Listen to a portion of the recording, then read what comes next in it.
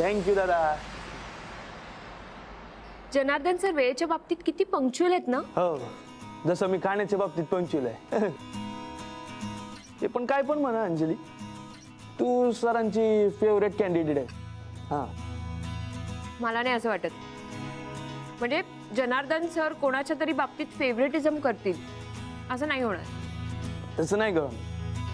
म्हणजे मला म्हणायचं होतं की तू आवडते सरांना. आपला फेवरेट स्टुडंट असल्यासारखे ट्रीट करतात ना ते तुला. असेलही कदाचित, पण मी जरा त्यांच्या बाबतीत कन्फ्युज्ड आहे रे. कसलं कन्फ्युजन?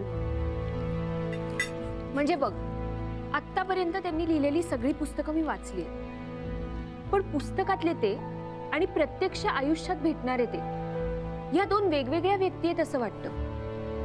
पुस्तकातले जनार्दन सर खूप फर्म आहेत आणि प्रत्यक्ष आयुष्यात भेटणारे थोडेसे डाऊटफुल आहेत. म्हणजे त्यांना भेटून असं वाटतं की कुठेतरी त्यांचा कॉन्फिडन्स थोडासा कमी पडतोय. मे बी ते बॅकफुटला जातात प्रत्येक वेळेला. चालायचं जाग काय. कधी कधी माणसाला राजकारणात सुद्धा यशस्वी माघार घ्यावी लागते. तसं इथे जनार्दन सरांना यशस्वी पुढे माघार घ्यावी लागत असेल. हा, ओमकार, नाही पॉइंट आहे की नाही? पॉइंट आहे की नाही? मी माघार घेतली. आता कसं? दादा, तुम्ही जनार्दन सरांसाठी नाश्ता घेऊन जाताय का? हा. ठीक आहे, मी घेऊन जाते ते. आओ मॅडम, पण माझी ड्युटी. नाही, मला त्यांना भेटायचंच आहे, सो मग मी घेऊन जाते ना. द्या तुम्ही पण द्या.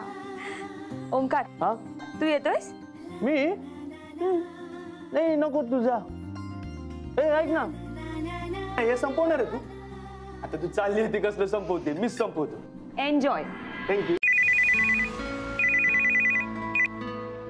हॅलो. ओ हॅलो. Yes yes yes. अरे पुढच्या रविवारी मी नाही आहे, मी चेन्नईला आहे लेक्चरसाठी एका. Yes yes. Okay bye. Thanks for calling. Bye bye. अगं काय हे अंजली, तू काय घेऊन आलीस हे? सर, मला जरा तुमच्याशी बोलायचं होतं.